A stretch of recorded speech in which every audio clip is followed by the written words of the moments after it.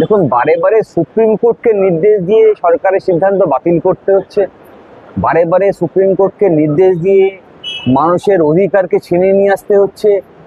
এই ধরনের একটা সরকার চলছে, একেবারেই অনভিপ্রেত।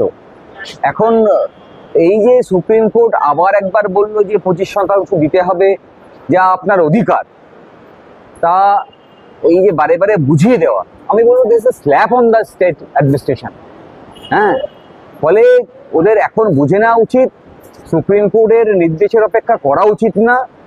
মানুষের অধিকার যেটা প্রাপ্য, যেটা সেই দিয়ে 100% তাদের কাছে পৌঁছে দেওয়া উচিত, যাতে সুপ্রিম কোর্টকে আরও একবার নির্দেশ না দিতে হয়। সংবিধান মানুষকে বেঁচে থাকার অধিকার দিয়েছে, আর সেই বেঁচে থাকা মানে হচ্ছে যে সম্মানের সঙ্গে বেঁচে থাকা।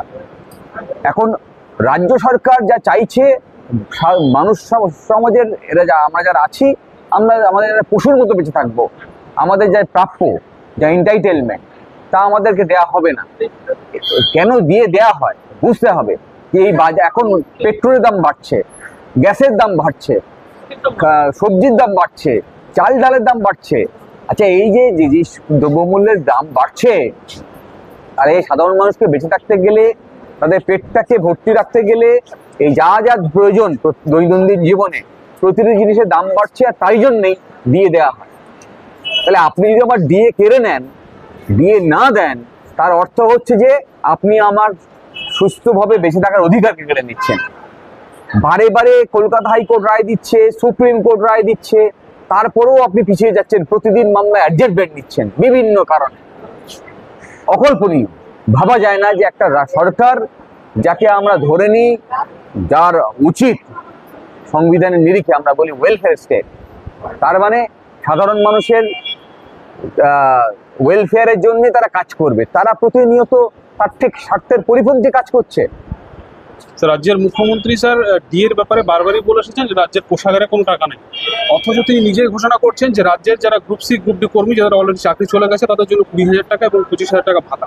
স্যার কি বলবেন? দেখুন, এইটা নিয়ে, এই যে দলের রাজনীতি, এটা নিয়ে আমরা বহুদিন আগে থেকে চ্যালেঞ্জ করছি। আমরা বলেছি যে পশ্চিমবঙ্গে যা ওয়াকফ সম্পত্তি আছে, সেই সম্পত্তি যদি উদ্ধার করা যায়, তাহলে কোনো ইমাম ভাতা সরকারকে দিতে হবে না।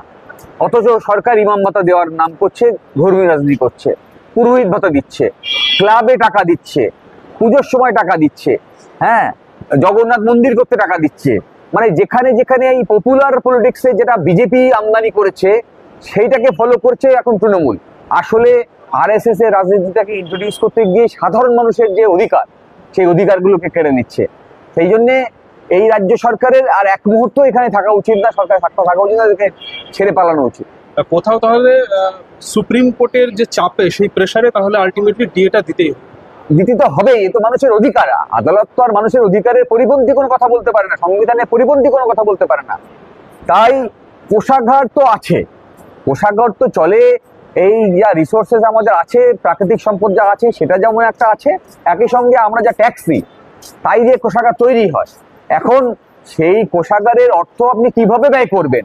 মানুষের স্বার্থে ব্যয় করবেন, নাকি আপনার এই ধর্মীয় রাজনীতি, এইটাকে জাহির করার জন্য আপনি খরচ করবেন?